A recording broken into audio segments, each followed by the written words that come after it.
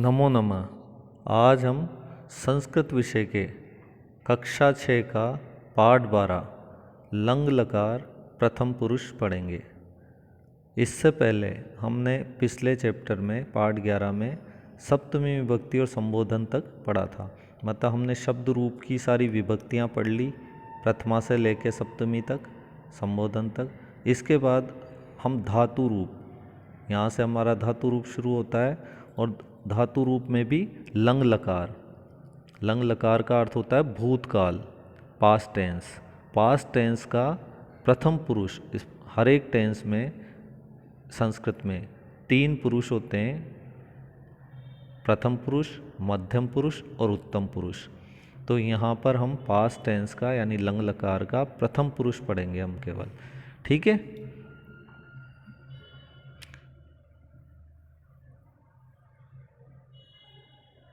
Past tense का प्रथम पुरुष। प्रथम पुरुष को इंग्लिश में थर्ड पर्सन बोलते हैं। प्रथम पुरुष को क्या बोलते हैं इंग्लिश में? Third person. ठीक है। जो क्रिया की जा चुकी है, अभी पहले हम पास्ट टेंस के बारे में समझे क्या है। जो क्रिया की जा चुकी है, जो क्रिया हो चुकी है, उसे हम भूतकाल की क्रिया कहते हैं, पास्ट टेंस की क्रिया कहते हैं। धातु में इसको लंग लकार कहते हैं और इसकी विभक्तियों को जोड़कर भूतकाल की क्रियाएं बनाई जाती है। यानी लंग लकार की हम विभक्तियां जो होती है उनको उसमें जोड़ दें तो उससे भूतकाल की लंग लकार की क्रियाएं बन जाती है। अब इसमें क्रियाएं प्रथम पुरुष में कौन कौन सी होती है, जैसे मैं एक एग्जाम्पल उदाहरण दे रहा हूँ। अपठत, अपठताम, अपठन।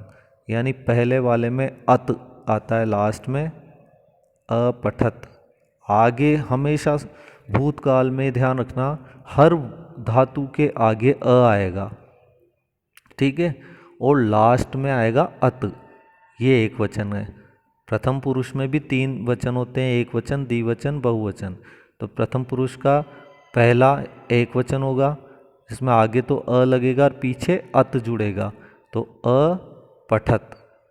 अब पठ की जगह हम कुछ भी चेंज कर सकते हैं, जैसे यहाँ लिखा हुआ है अक्रीडत, क्रीड धातु कर दी, क्रीड का मतलब खेलना, पठ यानी पढ़ना। ठीक है।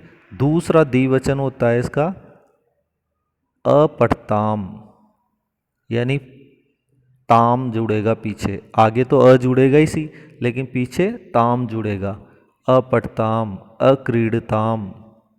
ठीक है। तीसरा होता है इसका अपठन, यानी पीछे अन जुड़ेगा। क्या जुड़ेगा पीछे?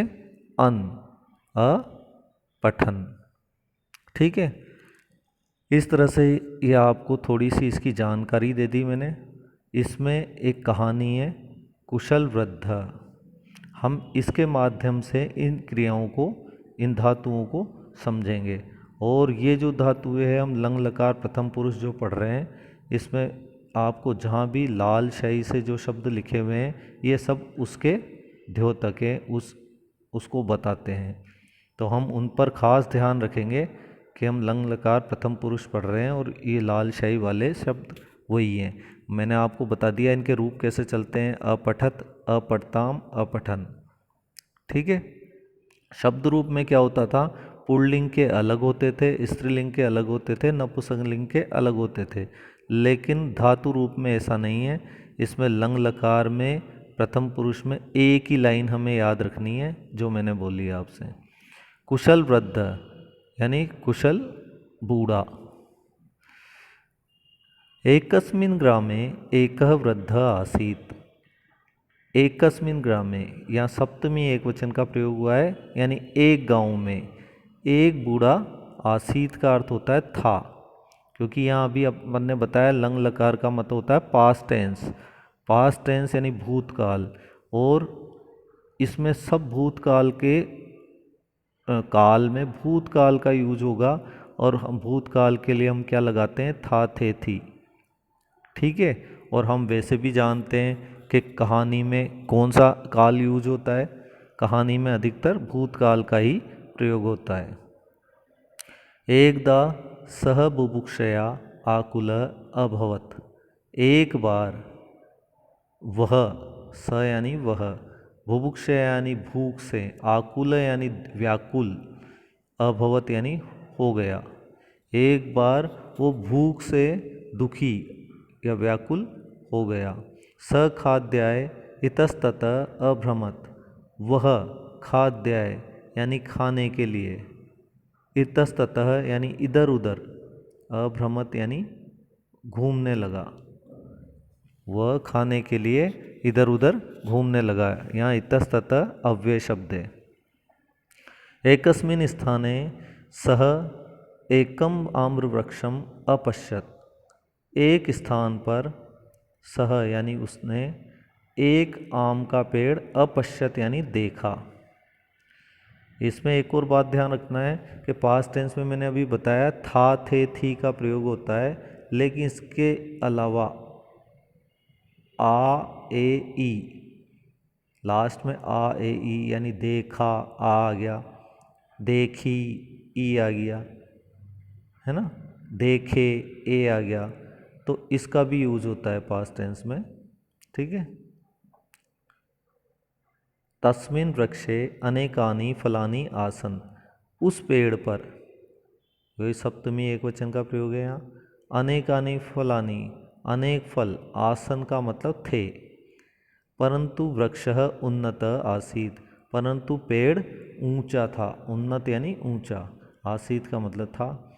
एतानि फलानि अहम कथम आनयामि, इन फलों को मैं कथम यानी कैसे, आनयामि यानी लाऊंगा, इन फलों को मैं कैसे लाऊंगा। इति वृद्ध अचिंत्यत, ऐसा बूढ़े ने सोचा, अचिंत्यत यानी सोचा, इति यानी ऐसा या यह। वृक्ष से ऊपरी बहव वानरा आसन, पेड़ के ऊपर बहव यानी बहुत सारे, वानरा यानी बंदर, आसन यानी थे। तदा वृद्ध एकम उपायम अचिंत्यत, तब बूढ़े ने एक उपाय सोचा।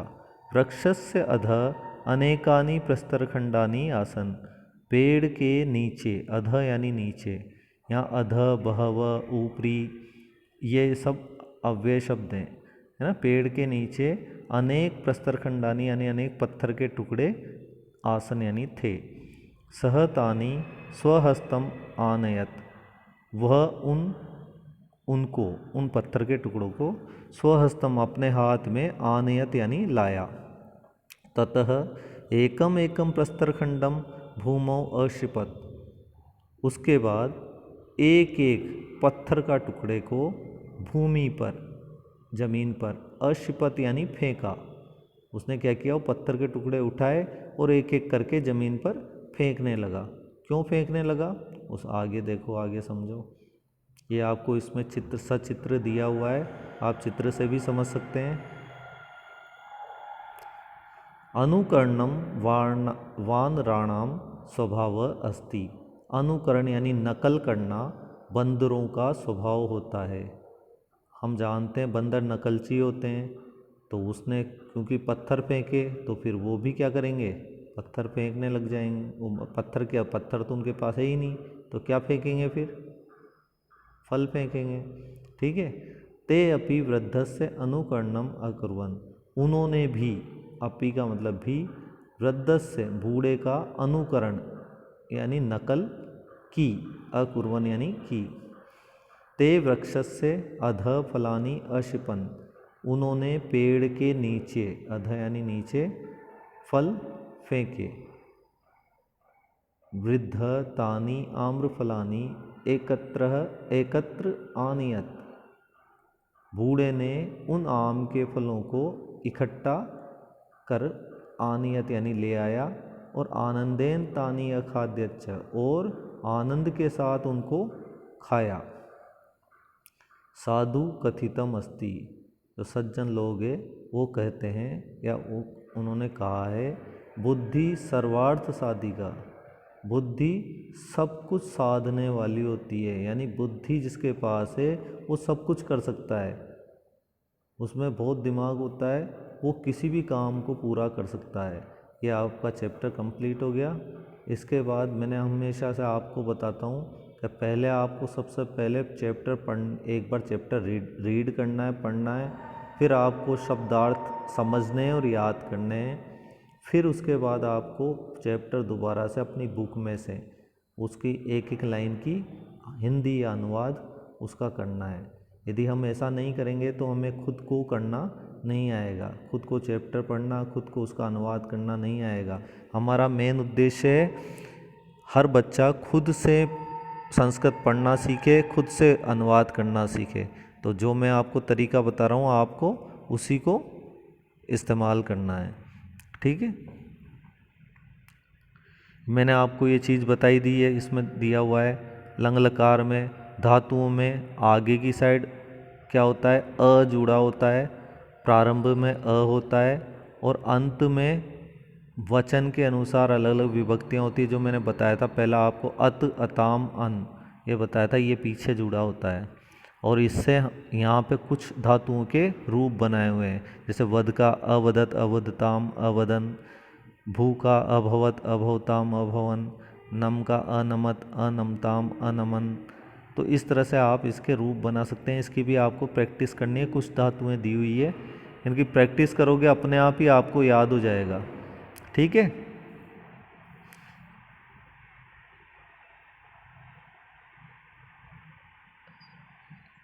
ये कुछ स्पेशल धातुएं होती है जिसके रूप में थोड़ा बहुत चेंजेज होता है, परिवर्तन होता है, तो वो भी दी हुई है यहाँ, ठीक है।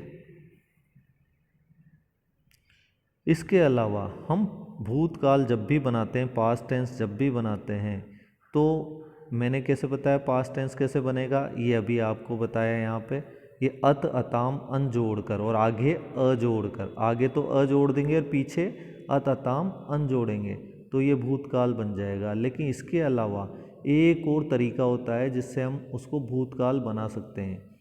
वो क्या तरीका होता है, ये देखो यहाँ पर, कि जो लट लकार के क्रियापद होते हैं, जो हमने इससे पहले हमने पढ़ चुके हैं पिछले चैप्टर्स में, कि लट लकार होता है उसमें पठती, पठत, पठंती, अति, अतः, अंति, वो जो हमें याद है उसी में हम यदि पीछे इस्मा जोड़ देते हैं तो भी हमारा ये भूतकाल बन जाता है। यानी जैसे वसती, ये कौन सा शब्द है, वसती, वसत, वसंती, यहाँ नीचे लिखा हुआ है लाइन से, वर्तमान काल में। हमें ये तो याद है, अब हम इसी से चाहते हैं कि भूतकाल बना दें, तो बस इनके पीछे हमें क्या जोड़ना है, इस्मा जोड़ देना है और हमारा काम हो जाएगा, ये पास्ट टेंस बन जाएगा। वसती इस्मा, वसतः इस्मा, वसंती इस्मा। और यदि हम चाहें तो इसको अभी मैंने बताया था अत, अताम, अन, वो जोड़ के भी बना सकते हैं आगे और ये, तो अवसत, अवस्थाम, अवसन, ऐसे भी ये भूतकाल बन जाएगा, ठीक है। इसके बाद हमारा नंबर आता है संस्कृत में प्रश्न उत्तर।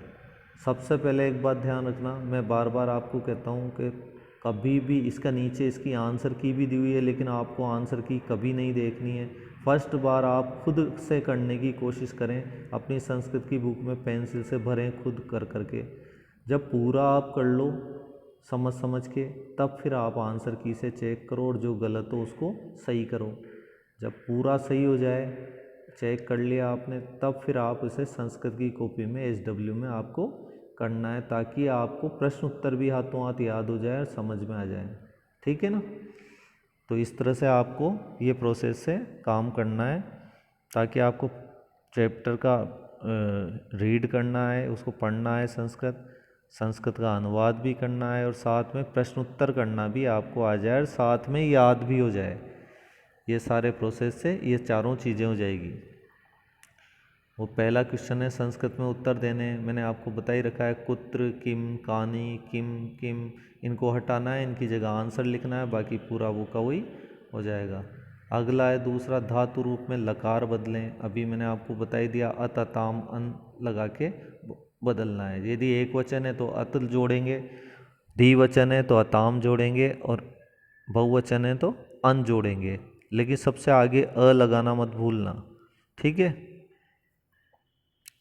तीसरा है लंग लकार के रूपों से रिक्त स्थान की पूर्ति करना है। पीछे धातुएं दी हुई है, वो भी आपको अत, अताम, अन से हो जाएगा वो, ठीक है। चौथा क्वेश्चन जो अभी मैंने बताया कि इसमें अत अताम अन नहीं जोड़ना है, इसमें केवल इसम जोड़ना है, तो पीछे पीछे इसम जोड़ते चलो, आपका काम हो जाएगा। ठीक है, पीछे इसम जोड़ना है बस। कौन से पीछे? हर सेंटेंस का लास्ट जो शब्द है, पठती, नमति, ताड़यति, तिष्ठन्ति, पिबती, तो इसमें आपको ये जोड़ना है और आपका भूतकाल बन जाएगा ये। ठीक है, इसके अलावा क्वेश्चन नंबर 5 है, उसमें वाक्य बनाने हैं, तो आप इसे संस्कृत की अपनी बुक में तो बना लेना, लेकिन संस्कृत की कॉपी में इस क्वेश्चन को नहीं करना। ठीक है, वाक्य बनाना है जिसमें ये शब्द उस वाक्य में आता हो। अगला छठा प्रश्न है, निम्नलिखित वाक्यों में क्रियाओं को शुद्ध करो। तो इसमें क्रिया कहाँ होती है? हर सेंटेंस के लास्ट में। तो इसमें क्रिया कौन कौन सी है? जैसे पहले में अधावन, दूसरे में अमाप्यताम, तीसरे में अपिबत, चौथे में अगायन और पांचवे में आस्ताम। ये क्रियाएं यहाँ गलत दी हुई है, हमें उसको सही करके लिखनी है। कैसे? जैसे पहला है चोर शीघ्रम अधावन, तो चोर ये एक वचन शब्द था, चोर एक ही है यहाँ, और अधावन किसका लगा दिया? बहुवचन का। अत अताम अन, अत अताम अन, अन जोड़ दिया इसमें, तो ये गलत जुड़ा हुआ है, तो इसकी जगह क्या जुड़ेगा? अत जुड़ेगा, तो अधावत। तो ऐसे शब्द को सही करके, सेंटेंस को सही करके हमें लिख देना है। सातवां प्रश्न है, संस्कृत में अनुवाद करें। हर एक सेंटेंस का हिंदी से हमें संस्कृत में ट्रांसलेशन करनी है। इसके बाद ये इसकी आंसर की है।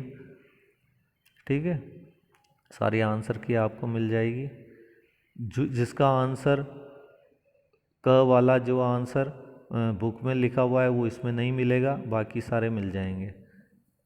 ठीक है, ये आंसर की है पूरी कंप्लीट।